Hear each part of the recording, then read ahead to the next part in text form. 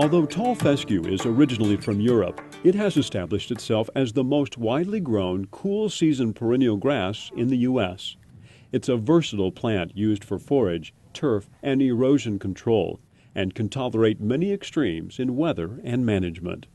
Tall fescue is a relatively easy plant to establish, has a very long growing season, will tolerate more abuse than any grass that I've worked with. In the past, the performance of animals on tall fescue has been inconsistent. This is due to an internal fungus, referred to as an endophyte, found in over 85% of the tall fescue in the eastern U.S. Endophyte-free varieties provide excellent animal performance, but have not been as persistent as desired in some climates. However, in recent years, researchers have inserted a beneficial endophyte, called novel, in some fescue varieties. Novel endophyte varieties have provided excellent animal performance and have persisted well. I think this is a situation where we may be able to have the best of both worlds. We can still have a plant that has all those desirable characteristics that tall fescue has always shown, but a plant that will give us good animal performance. Soil fertility is important, and the most reliable way to determine the amount of lime and/or fertilizer needed is with a soil test.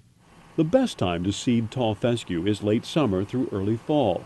Spring seedings can be successful but are more susceptible to summer drought and weed competition.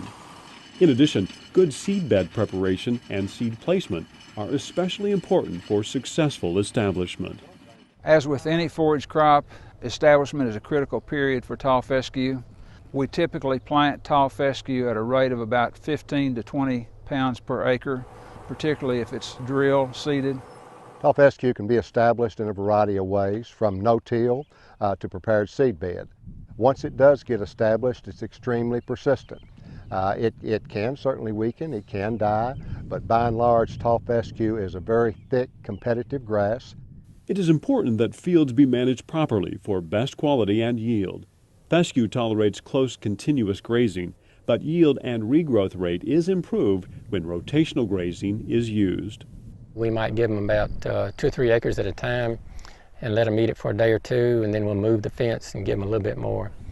And that way we can control how much of it they eat, and plus it gets us full utilization of it for maybe over a 6 to 8 week period there leading up to our breeding season. Generally, when we're grazing tall fescue, we don't want to graze it closer than about 3 to 4 inches. Ideally, rotate animals on and off of the pasture. If it's cut for hay, usually you can get 2 cuttings in most areas where tall fescue is grown. A huge expense for livestock producers is winter feed costs. One way to lower these costs is to stockpile forages. Tall fescue is especially well suited to being stockpiled. Therefore, it is an excellent grass for late fall and winter grazing, and can be an effective way to reduce livestock wintering costs.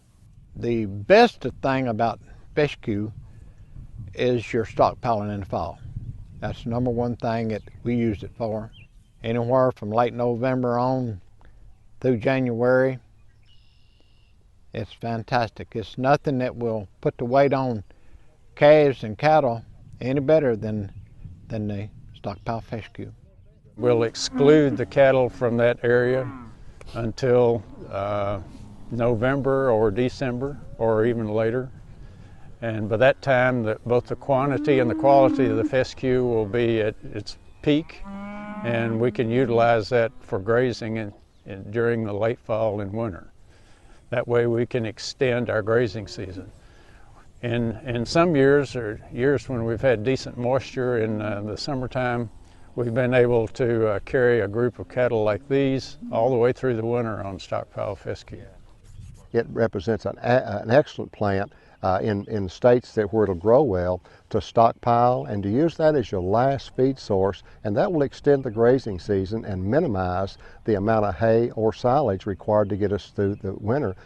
Tall fescue has many desirable attributes. That's why it continues to be one of the most important cool season grasses in the United States and provides the primary ground cover on over 35 million acres. It's a good yielder, and it has good forage quality. So all of those are points that are valuable to livestock producers and it makes tall fescue a very useful crop in many parts of the United States.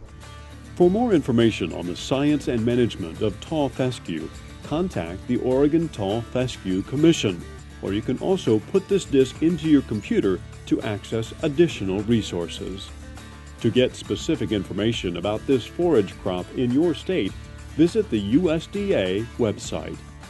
The concepts expressed in this video are based upon the book Southern Forages.